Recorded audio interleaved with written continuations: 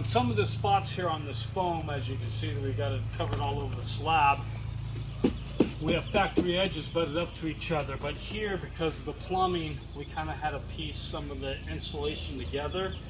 But we have some gaps in here that we need to get in here and fill. So what I'm doing is I'm taking a measurement. This is about a 1/2 inch or so to about 1 1/4 inches. So I'm trying to do is take this piece of foam and go from a 1/2 inch to 1 1/4 inches, cut it, and then we'll set it inside of this hole. And then once we're done, we'll take the Stego tape and we'll tape over the seams. So all this, you'll see a bunch of red lines going across all of our seams. And basically what that's doing is helping with the waterproofness of moisture coming up from the dirt slab through our sand to our insulation and stop it from hitting our vapor barrier that is called Stego Home. And we'll show you that process once we get there.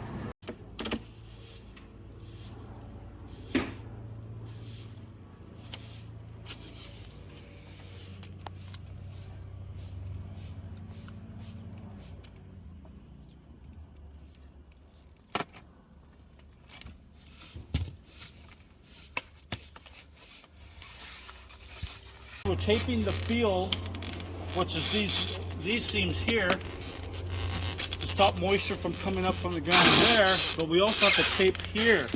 If you can see inside the footing, we're taping this insulation to each other, but we also have to tape the 4-inch to the 2-inch.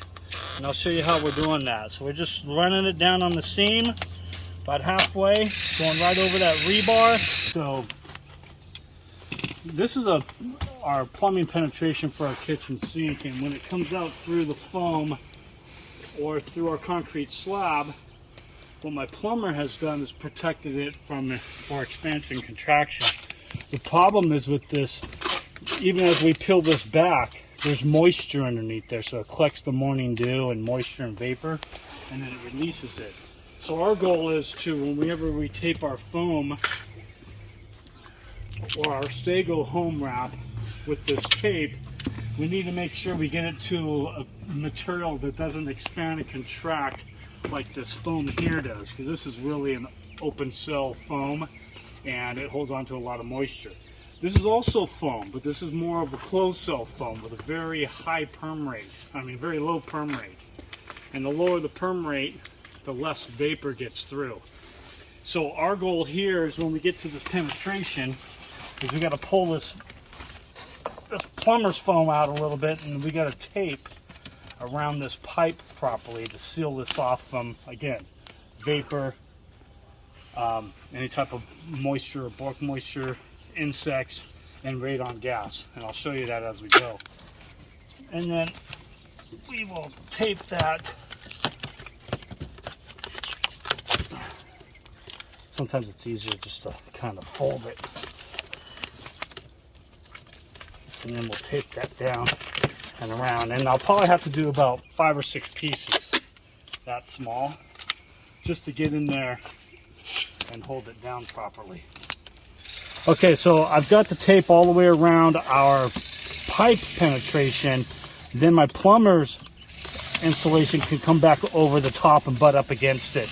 That's so when the concrete gets poured around here, it still has a little bit of flexibility and movement.